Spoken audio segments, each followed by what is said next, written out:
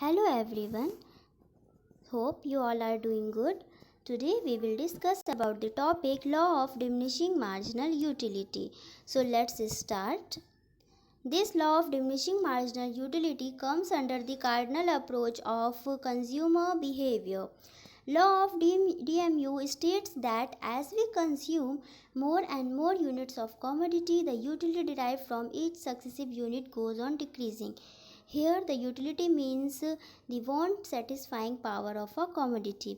ये क्या कहता है कि जैसे जैसे हम एक कमोडिटी की क्वांटिटी को बढ़ाते जाएंगे, इनटेक करते जाएंगे, वैसे वैसे हमें उससे मिलने वाली यूटिलिटी क्या होगी, डिक्रीज़ करती जाएगी. फॉर एग्ज़ाम्पल, जैसे कि आपको बहुत प्यास लगी है और आप क्या लेंगे, पानी. तो आपने पहला ग्लास लिया पानी का, तो आपको वो मान लीजिए 20 यूटिल्स की सेटिस्फैक्शन देती है. अब फिर आपने सेकंड ग्लास लिया पानी का और उसको पिया. जाहिर सी बात है आपको फर्स्ट वाले से सेकंड वाले में कम यूटिलिटी मिलेगी. फिर आपके फ्रेंड ने कहा एक ग्लास और पी लो, फिर आपने थर्ड ग्लास पी लिया.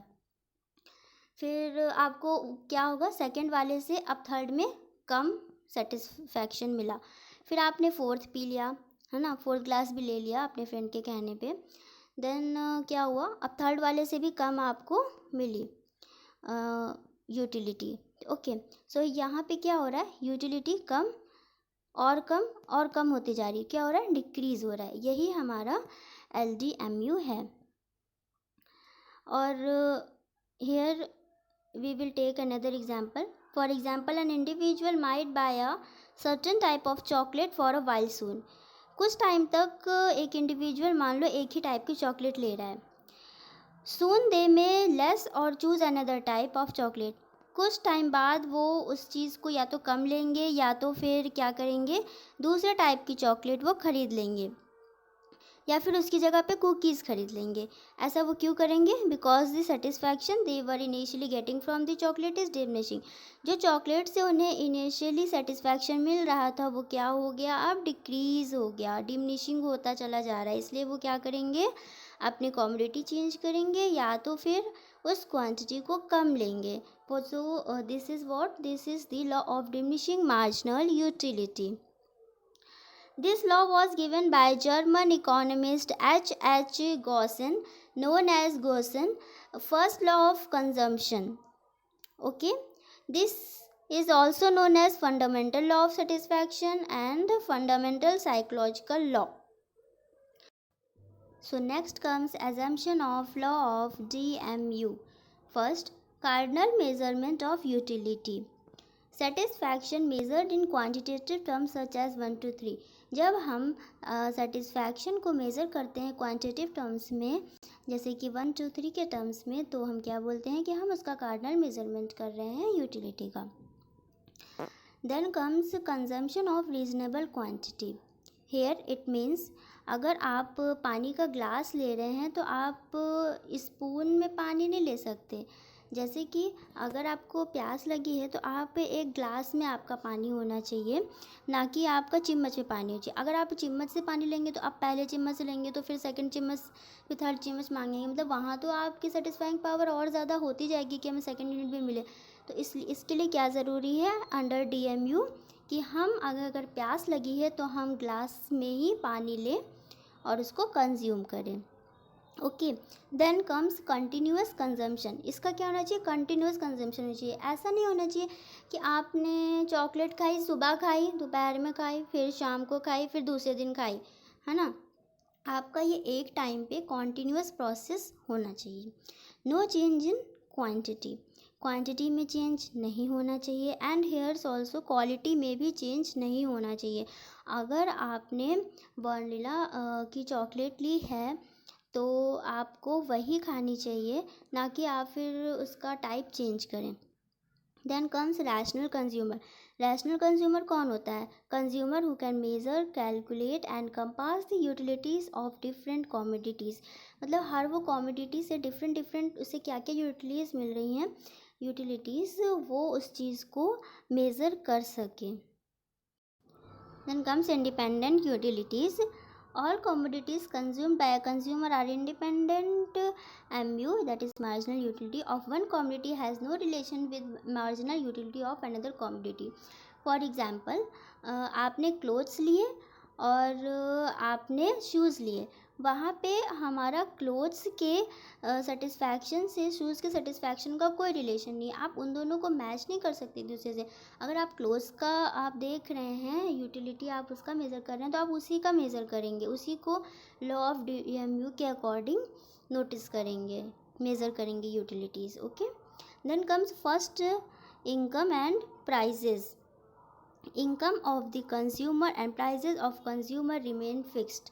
इसका क्या मतलब है कि हमारी जो इनकम है, फॉर एग्ज़ाम्पल आपने 500 रुपीज़ आप घर से लेके गए, आपकी वही इनकम है, एंड आपने चॉकलेट ली, ओके, और आपने उसमें 5 चॉकलेट्स ले ली, और अगर मान लीजिए वही आपके पास वो 600 रुपये हो है ना दूसरे दिन, तो आप उसमें क्या करोगे, उसमें आप ज़्यादा चॉकलेट ले लोगे, तो वहाँ पे ये DMU, लॉ ऑफ DMU काम नहीं करता है, और आपकी फिक्स्ड इनकम होनी चाहिए, और प्लस प्राइस जो होते हैं गुड्स के वो भी क्या होने चाहिए, सेम होने चाहिए। जैसे कि आपको कोई चॉकलेट मिल रही है 10 रुपये की मिल रही है आज, तो आपने उसकी क्वांटिटीज़ बराबर ली, बट अगर वो आपको 12 रुपये की मिलेगी तो आप कहोगे नहीं नहीं महंगा है, हम नहीं लेंगे, वो दूसरी नहीं लेंगे, है ना। तो इस केस में क्या होना चाहिए कि सेम होना चाहिए, प्राइस भी और इनकम भी एक इंडिविजुअल की। Perfect knowledge, then comes consumer knows the different goods on which income can be spent and the utility that is likely to get out of such consumption। एक consumer को perfect knowledge होती है goods की और अपने income की, वो कैसे स्पेंड करेगा उन गुड्स पे और उनसे कैसे वो अपनी यूटिलिटी डिराइव करेगा। अब हम इसको एक्सप्लेन करेंगे लॉ ऑफ DMU को डायग्राम से। That is the table we are using. Here you can see there are 3 columns: units of ice cream, total utility, marginal utility. So here जब हम first unit of ice cream लेते हैं तो क्या है, हमें उससे कितनी यूटिलिटी मिलती है 20, और कितनी मार्जिनल यूटिलिटी मिलती है 20।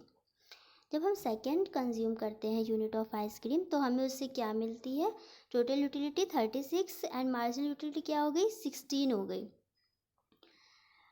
और थर्ड लेते हैं तो टोटल यूटिलिटी 46 मिलती है और मार्जिनल यूटिलिटी 10 पे हो गई। 4 लिया 50 टोटल यूटिलिटी, मार्जिनल यूटिलिटी क्या हुआ 4 हो गया। यहाँ पे क्या हो रहा है, डिक्रीज़ कर रहा है। यहाँ पे देखिए 5 यूनिट लिया फिर भी क्या हुआ, मार्जिनल यूटिलिटी हमारा 0 हो गया, और जब हमने 6 लिया तो हमारा मार्जिनल यूटिलिटी क्या हुआ -6 हो गया। ये क्या शो कर रहा है कि जैसे जैसे हम एक कॉमोडिटी की क्वांटिटी को इनटेक करेंगे ज़्यादा से ज़्यादा, वैसे वैसे हमारी मार्जिनल यूटिलिटी क्या होगी, डिक्रीज़ करेगी। और ये क्या है, हमारा law of diminishing marginal utility. यहाँ आप इसको डायग्राम से देख सकते हैं। सी at the these are the units of ice cream at the x-axis and the marginal utility of ice cream at the y-axis. Here you can see the marginal utility goes on decreasing as consumer consumes the unit of ice cream 1 2 3 4 5 6. Here at the point you can see at the 5 on x-axis E points meet up. Here the MU becomes 0. This is known as point of satiety.